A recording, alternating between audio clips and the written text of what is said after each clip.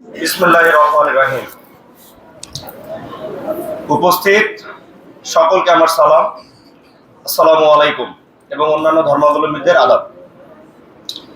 সুপ্রিয় শিক্ষার্থীরা, আমার মনে হয় যে তোমরা এমন একটা এসএসসি ব্যাচ যারা কিনা একটা এসএসসি পরীক্ষা দেওয়ার জন্য লংগেস্ট পিরিয়ড অফ টাইম একটা স্কুলে অবস্থান করেছে।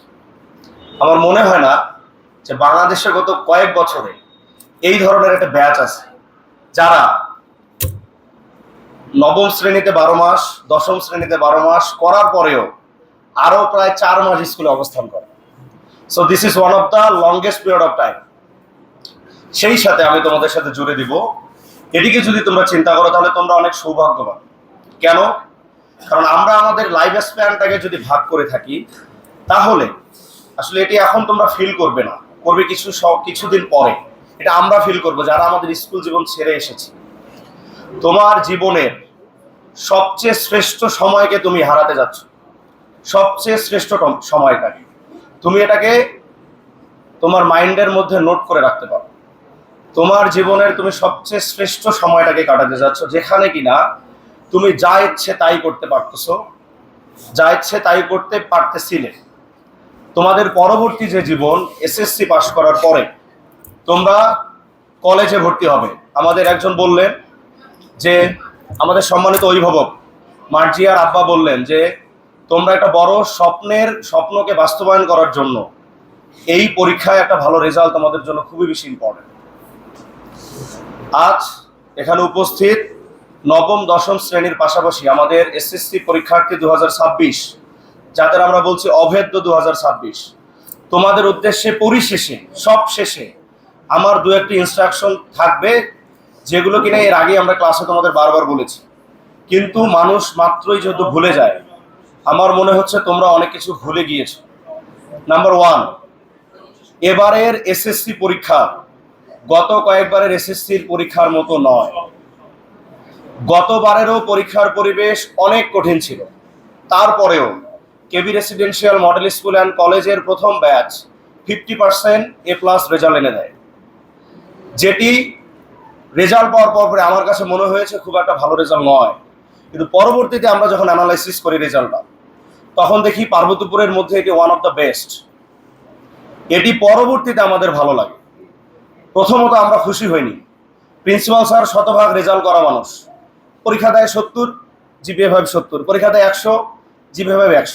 গতবারের রেজাল্টে কোনো গ্রেস মার্কিং ছিল না। আমাদের 6 জন শিক্ষার্থী ছিল যারা 1-2 নাম্বারের জন্য 4.96 পেয়েছে, শুধুমাত্র 0.04 এর কারণে। পয়েন্ট টু বি নোটেড, তোমরা এটা মনে রাখবে, শুধুমাত্র 0.04 এর কারণে তারা জিপিএ 5 পায়নি, এবং পরবর্তীতে বোর্ড চ্যালেঞ্জ করার পরেও তারা জিপিএ 5 পায়নি। এটা থেকে একটা শিক্ষা গ্রহণ করতে হবে। আমাদের অনেক শিক্ষার্থী তোমরা রয়েছো যারা শেষে গিয়ে গা ঢিলা দাও। পরীক্ষা তোমার 3 ঘন্টার পরীক্ষা 2 ঘন্টা 55 মিনিটে শেষ হয়ে গেছে, তুমি পরের 5 মিনিট নষ্ট করতেছো তোমার খাতাকে রিভিশন না করে, তোমার বন্ধুকে হেল্প করতে গিয়ে। আমাদের গত ব্যাচে এমনও শিক্ষার্থী ছিল যে নিজে বাংলা এমসিকিউ যদি নিজে প্রথম 5 মিনিটে দাগায়, যেখানে সময় কিনা 30 মিনিট, সে নিজে দাগালে তার কারেক্ট হবে 22টা।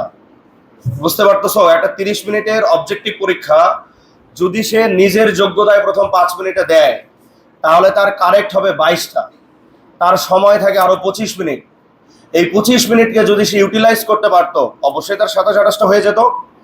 কাকতালীয় ভাবে আমাদের সেই মেয়ে শিক্ষার্থী, আমি নাম বলছি না, আমাদের সেই মেয়ে শিক্ষার্থী প্রথম 22 মিনিট বসেছিল। প্রথম 22 মিনিট বসেছিল শুধুমাত্র এই কারণে যে তার রুমে ম্যাজিস্ট্রেট ঢুকে গিয়েছিল। তো ম্যাজিস্ট্রেট কেন, যে কেউ আসতে পারে। ম্যাজিস্ট্রেট এসে কি তোমার খাতায় বাধা দিচ্ছে যে তুমি লিখো না আমি magistrate, I M A magistrate, তোমার লেখার দরকার নেই, এটা বলছে? ভয় দেখাইছে? কিচ্ছুই করে না।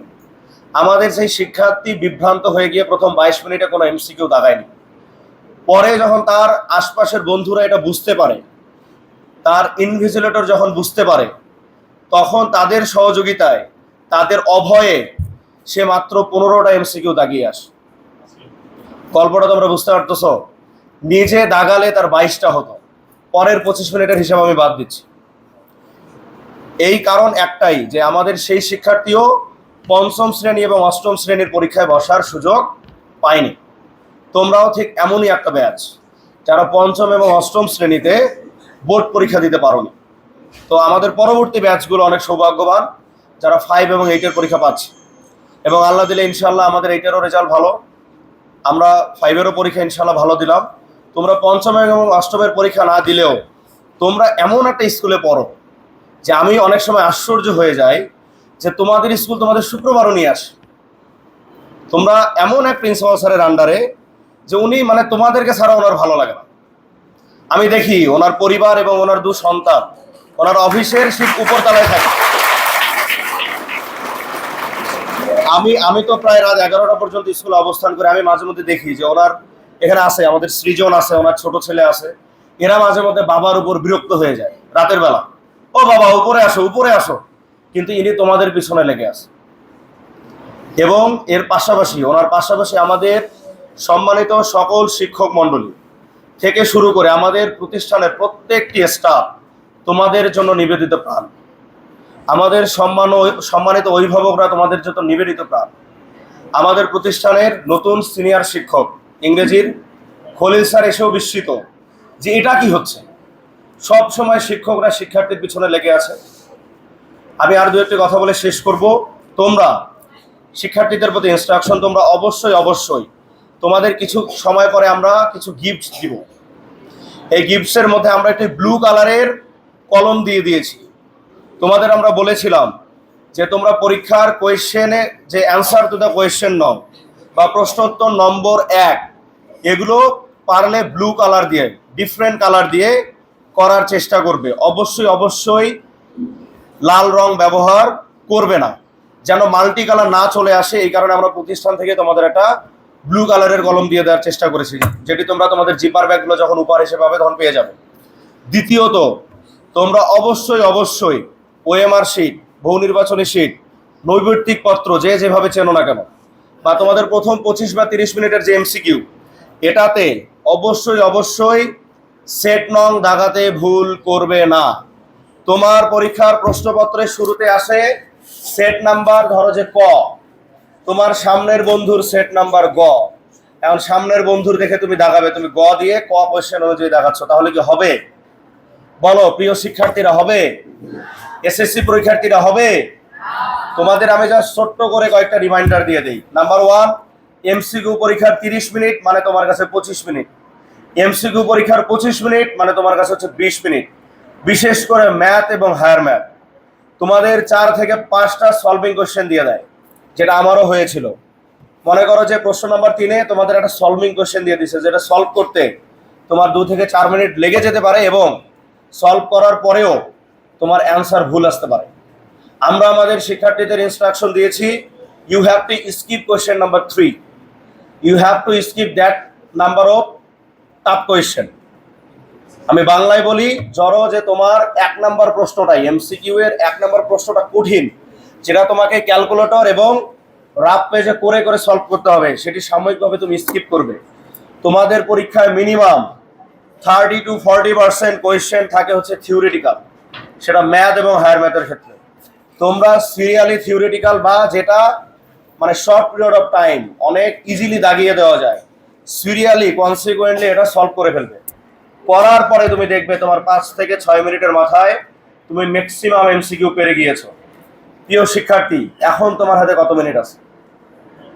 তোমার হাতে কিন্তু এখনো 18 থেকে 20 মিনিট অথবা 15 মিনিট। তোমার কি মনে হয় এই 15 মিনিটে যদি তুমি ঠান্ডা মাথায় ওই 2-3টা প্রশ্ন দাগাও, ধরো যে সেটা 3 নাম্বার, 21 নাম্বার, 25 নাম্বার, 7 নাম্বার, কি মনে হয় তোমার এখন এটি কারেক্ট হওয়ার সুযোগ বেশি নাকি কম? প্রবাবিলিটি বেশি নাকি কম? তাহলে আমরা কি ধারাবাহিকভাবে দাগাবো? মনে থাকবে, যেখানেই কঠিন সেখানেই প্রথমত স্কিপ। প্রথম 5 মিনিটে আমরা কুলেস্ট ব্রেন নিয়ে নিজের যোগ্যতায় পরীক্ষা দেব। তোমরা কি আমার সাথে একমত? এবং কোনো ধরনের বিশৃঙ্খলা করার চেষ্টা করব না। ওএমআর শিট জমা দেওয়ার পরে যদি তোমার কোনো কারণে মনে পড়ে যে তোমার কোনো একটা ছোট্ট ত্রুটি হয়ে গিয়েছে, তাহলে তোমার রুমে যিনি ইনভিজিলেটর তাকে যেভাবেই হোক বিনীতভাবে রিকোয়েস্ট করে যতটুকু অ্যাক্সেস পাওয়া যায়, যদিও কিনা তোমার অ্যাক্সেস পাওয়ার প্রবাবিলিটি একেবারে জিরো। সুতরাং তোমাদের ওএমআর শিট খুব সুন্দরভাবে রোল, রেজিস্ট্রেশন, সেট নাম্বার, আরও যে যে তথ্য আছে, বিজ্ঞান, যে তুমি যে বিজ্ঞান গ্রুপের স্টুডেন্ট, তোমার বিষয় কোড, এই জিনিসগুলো সুন্দর করে রেজিস্ট্রেশন কার্ড এবং অ্যাডমিট কার্ড দেখে দেখে দেখাবে। ওএমআর শিট চলে যাওয়ার পরে মোস্ট ইম্পর্টেন্ট ইনস্ট্রাকশন, তোমার ওএমআর পরীক্ষায় 5টা অবজেক্টিভ ভুল হয়ে গেছে, তুমি বুঝতে পেরেছো, বিশেষ করে মেয়েরা, তখন এই কান্নাকাটি করার কোনো সুযোগ আছে? তুমি তো মাত্র 30 মার্কের পরীক্ষা দিলে, তোমার এখনো 70 মার্কের পরীক্ষা বাকি, তোমার হাতে সময় 2 ঘন্টা 30 মিনিট। তুমি কি যেটা হয়ে গেছে সেটা নিয়ে ভেবে কোনো লাভ হবে? So forget about the past. বুঝতে পারতেছো? কি হয়েছে হয়েছে। তোমরা লিখিত পরীক্ষার প্রশ্ন পাবে, লিখিত পরীক্ষার কোয়েশ্চেনে কোনো সেট আছে? সামনে পিছনে কোনো এলোমেলো হবে? পাওয়ার পরে তোমার প্রথম কাজ, তুমি আগে পুরো প্রশ্নে আগে চোখ বুলাবে, কি অবস্থা, কোনটা কোনটা, what is the instruction in your above question paper. তোমার কোয়েশ্চেন পেপারের উপরে তোমাদের ইনস্ট্রাকশন দিয়ে দিবে, কি লেখা থাকবে, যে ক গ্রুপ থেকে এতটি, খ গ্রুপ থেকে এতটি, গ গ্রুপ থেকে এতটি, এবং বলে দিবে যে কোন গ্রুপ থেকে কতটি দিতেই হবে। So read attentively. তোমরা ইনস্ট্রাকশনটা, আমরা যাই ইনস্ট্রাকশন দিই না কেন, পরীক্ষার রুমের কোয়েশ্চেন পেপারের টপ পেজের ইনস্ট্রাকশন অবশ্যই অবশ্যই, এটা পড়তে 30 সেকেন্ডের বেশি সময় লাগে না, পড়তে এবং ধারণ করতে 30 সেকেন্ডের বেশি সময় লাগে। আমি বা প্রিন্সিপাল স্যার বা অন্যান্য সম্মানিত শিক্ষক মন্ডলী, আমরা যাই ইনস্ট্রাকশন দিছি না কেন, তোমার কোয়েশ্চেন পেপারের ইনস্ট্রাকশন অবশ্যই অবশ্যই অবশ্যই তুমি রিডিং করবে। বুঝতে পেরেছো? এবং সাথে সাথে তুমি সিদ্ধান্ত নিয়ে নিবে তুমি কোনটা কোনটা অ্যান্সার করতেছো। এবং আমরা আমাদের শিক্ষার্থীদের পরিশেষে যে দিক নির্দেশনাতে দিয়ে থাকি, কোয়েশ্চেন পেপারে অ্যান্সার অবশ্যই এলোমেলো ভাবে করবে না। You have to follow the sequential way. বুঝতে পেরেছো? Question number 1, question number 2, question number 3, এইভাবে মনে করে যে কোয়েশ্চেন নাম্বার 13 বা 15 পর্যন্ত যতটা প্রশ্ন আছে কিনা। এখন হচ্ছে যে স্যার আমি 3 নাম্বার সামারি রাইটিং আমি পরে দিতে চাই। ডিয়ার স্টুডেন্টস, তুমি তো জানো যে তোমার সামারি লিখতে পেজের হাফ অংশ লাগে না। সুতরাং 1 নাম্বার 2 নাম্বার অ্যান্সার করার পরে তুমি পরের পেজের হাফ ফাঁকা রাখো, তারপরে তুমি 4 নাম্বারের অ্যান্সার করো। আরেকটা আমরা তোমাদের বলি যে তোমরা ম্যাথ করতে করতে কোনো কারণে মনে হয়েছে যে তোমার অঙ্কটি ভুল, তুমি কি সাথে সাথে কেটে দিবে? না, অঙ্কটি আবারও সলভ করার পরে তুমি তোমার ভুল অঙ্কটি কাটবে। কারণ অনেক সময় একটা অঙ্ক বা একটা অ্যান্সার ভুল মনে হওয়ার পরে যখন তুমি ওটা কেটে দিয়ে আবারও সলভ করতে যাও, মনে হতে পারে যে তোমার আগেরটা সঠিক। এই কথাগুলো মিলতেছে? সুতরাং সাথে সাথে রাগ করে কেটে দেওয়া যাবে? নো, কেটে দেওয়া যাবে না। পরে অ্যান্সার করবে, তারপরে কাটবে। কোয়েশ্চেন পেপারে কোনো এলোমেলো মার্কিং করবে না, এটি আইনত দণ্ডনীয় অপরাধ। তোমার কোয়েশ্চেন পেপারে কোনো ধরনের টাচ করা, কোনো ধরনের মার্কিং করা, তোমাদের মনে থাকবে। পরিশেষে তোমাদের অনেক অনেক ইনস্ট্রাকশন দেওয়া আছে, জাস্ট পরীক্ষা সেন্টারে যাওয়ার আগে এই বিষয়গুলো স্মরণ করবে। এবং অবশ্যই অবশ্যই আজকে বাসায় গিয়ে তোমরা তোমাদের পরীক্ষার রুটিনের দিকে চোখ বুলাবে। আমাদের এমনও শিক্ষার্থী আমরা পেয়েছি যে প্র্যাকটিক্যাল পরীক্ষার দিনে প্র্যাকটিক্যাল দিতে যেতে ভুলে গিয়েছে। তোমরা পরীক্ষা, এটা আরো ইজি অপশন আমি তোমাদের দিয়ে দিই। তোমরা আজকে বাংলা প্রথম পরীক্ষা, একদিন পরে কোন পরীক্ষা? সেন্টারেই যাওয়ার আগে বন্ধুর সাথে একটা সুন্দর আলাপ হয়ে যাবে, কি পরীক্ষা, পরের পরীক্ষা কি বলে দিবে। কিন্তু that is not the verified way. তোমার ভেরিফাইড ওয়ে হচ্ছে তোমার রুটিন। তোমার কোনো বন্ধু তোমাকে দুষ্টামি করে বলতে পারে, দোস্ত কালকে তো বায়োলজি পরীক্ষা, হতে পারে, কারণ তুমি ধরো যে একটা অনাবাসিক স্টুডেন্ট। তোমার কোনো বিভ্রান্তিমূলক ইনস্ট্রাকশন নেওয়া যাবে। তো গতবারে আমাদের কিন্তু বাংলা প্রথম পরীক্ষার পরে বাংলা দ্বিতীয় পরীক্ষা হয়নি, বাংলা দ্বিতীয় পরীক্ষা রিস্কেডিউল হয়ে একবারে শেষে হয়। বুঝতে পেরেছো? সুতরাং কোনো ইমম্যাচিউর ইনস্ট্রাকশনকে ফলো করা, আমার কথা ধরতে পারতেছো তোমরা, কোনো ইমম্যাচিউর ইনস্ট্রাকশনকে ফলো করা যাবে না। এবং অবশ্যই অবশ্যই পরীক্ষা রুমের পরিবেশ মনে রাখবে। তোমাদের সাথে আবারও কথা হবে। আমরা তোমাদের কলেজ চয়েস, ভালো রেজাল্ট এবং টারশিয়ারি এডুকেশন, এই যে আমার পরিচয় দিল যে ঢাকা বিশ্ববিদ্যালয় থেকে পড়ে আসছি, এখানেও আছে, আমাদের মেডিকেল থেকে আছে, আইএলটিএস করে দেশের বাইরে চলে যাবে, তোমাদের এখানে উদাহরণ আছে। আমাদের অনেকের বড় ভাই বা পরিবারের অনেকেই দেশের বাইরের বিশ্ববিদ্যালয়ে পড়াশোনা করে। অনেক ফ্যামিলিতে আমাদের এখানে আছে বেশ কিছু অভিভাবক আছেন যারা ভালো ভালো জব করেন। আমাদের মার্জিয়ার বাবা বাংলাদেশের one of the largest organization BAT বাংলাদেশে জব করে, এরকম আরো নাম না যারা অনেকেই অনেক অনেক প্রতিষ্ঠানে আমরা জব করি।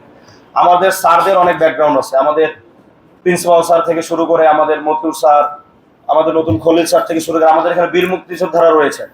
তো তোমরা আসলে তোমাদের লাইফে আইডিয়াল বা আমাদের একজন শিক্ষার্থী বললেন যে খলিল স্যার হচ্ছে not only their teacher but also their mentor.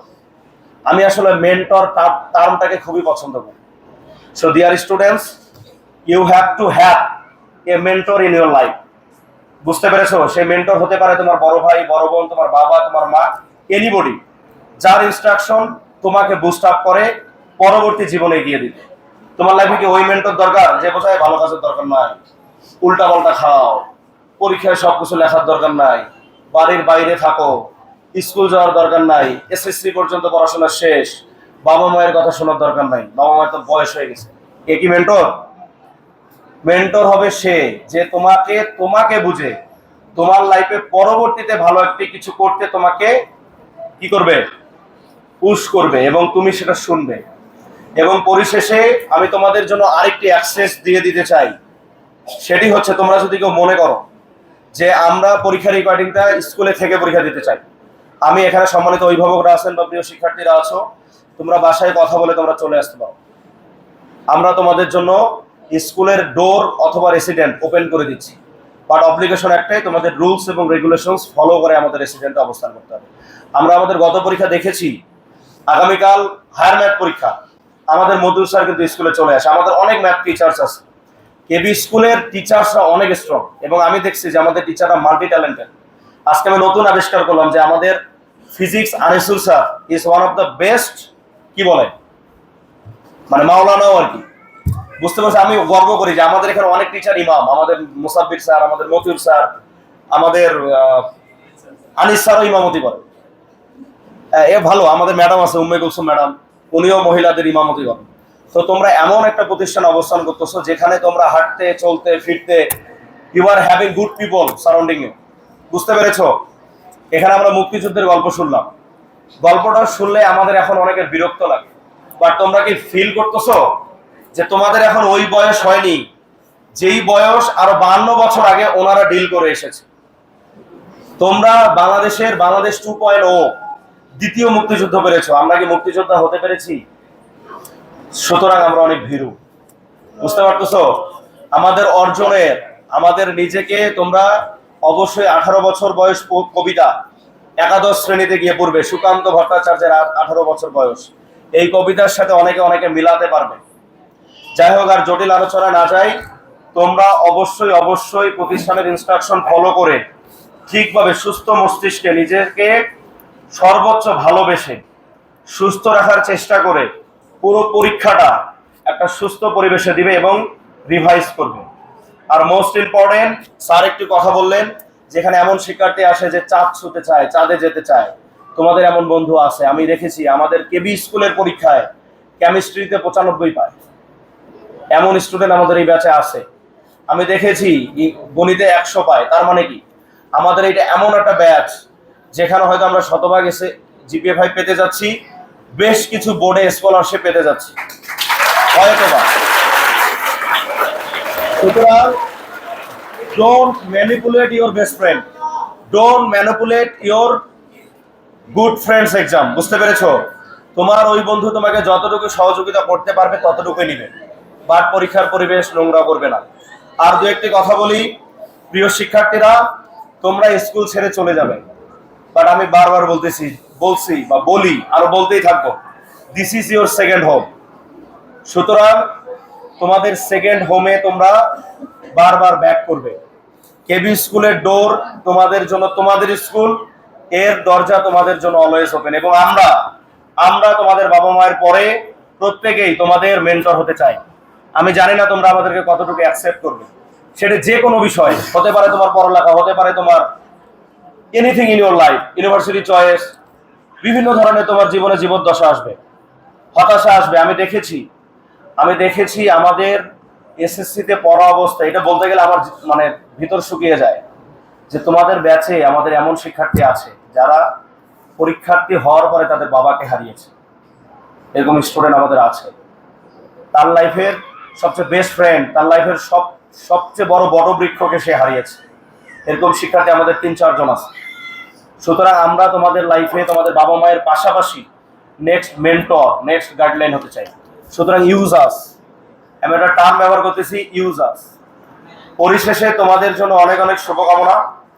আমরা একে অপরের জন্য দোয়া করব এবং মনে রাখবে, a good friend is bigger than a library.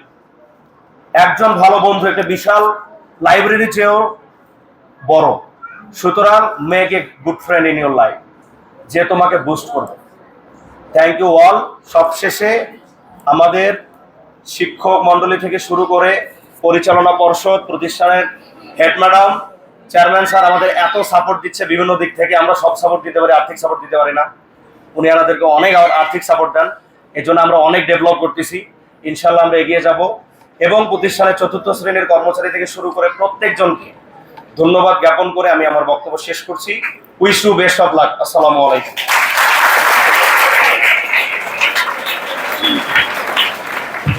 ধন্যবাদ পরিচালক